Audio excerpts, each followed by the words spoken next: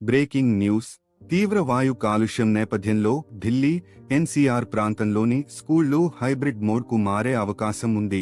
ఇది పిల్లల ఆరోగ్యాన్ని కాపాడటానికి తీసుకుంటున్న కీలక చర్య. దేశ రాజధాని ఢిల్లీలో వాయు కాలుష్యం చాలా కాలంగా ఒక పెద్ద సమస్యగా మారింది. ముఖ్యంగా శీతాకాలంలో చల్లని వాతావరణం కారణంగా ఇది మరింత తీవ్రమవుతుంది. తీవ్ర వాయు కాలుష్యం అత్యంత ప్రమాదకర స్థాయికి చేరింది. ఎయిర్ క్వాలిటీ ఇండెక్స్ సివియర్ వర్గంలోకి వస్తుంది. PM2.5 స్థాయిలు 300 కంటే ఎక్కువగా నమోదవుతున్నాయి. కాలుష్య స్థాయిలు 400 దాటడం ప్రజల ఆరోగ్యానికి అత్యంత ప్రమాదకరం. కొన్ని ప్రాంతాల్లో AQI 500 స్థాయిని కూడా దాటింది. పంట వ్యర్థాలను కాల్చడం, ముఖ్యంగా పంజాబ్, హర్యానా ప్రాంతాల నుండి, వాహనాల నుండి వచ్చే పొగ, పారిశ్రామిక ఉద్గారాలు, నిర్మాణ కార్యకలాపాలు దీనికి ప్రధాన కారణాలు.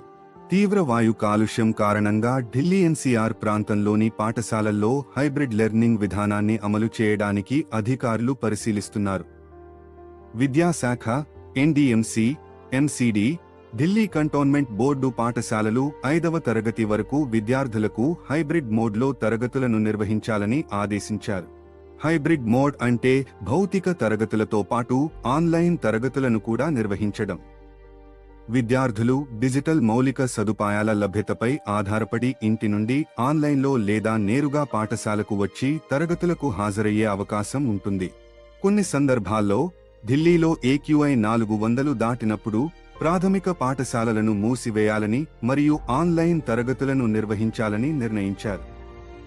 1 నుండి 9వ తరగతి మరియు 11వ తరగతి విద్యార్థులకు హైబ్రిడ్ విధానంలో తరగతులు నిర్వహించాలని ఢిల్లీ డైరెక్టరేట్ ఆఫ్ ఎడ్యుకేషన్ ఆదేశాలు జారీ అయ్యాయి. రాబోయే పరీక్షల దృష్ట్యా 10వ మరియు 12వ తరగతి విద్యార్థులకు ఆఫ్లైన్ తరగతులు కొనసాగుతున్నాయి. కాలుష్యం కారణంగా పాఠశాలల్లో అవుట్డోర్ క్రీడలు మరియు ఇతర కార్యకలాపాలపై నిషేధం విధించారు. తల్లిదండ్రులు పాఠశాలలను సంప్రదించి ఏర్పాట్లు తెలుసుకోవాలి. తీవ్ర వాయు కాలుష్యం విద్యార్థుల ఆరోగ్యం మరియు విద్యపై గణనీయమైన ప్రభావాన్ని చూపుతుంది. శ్వాసకోశ సమస్యలు పెరగడం, దగ్గు, కళ్లలో మంట, ఏకాగ్రత తగ్గడం వంటివి దీని ప్రధాన ప్రభావాలు. ఢిల్లీ ఆసుపత్రుల్లో శ్వాసకోశ కేసులు 90% పెరిగాయి.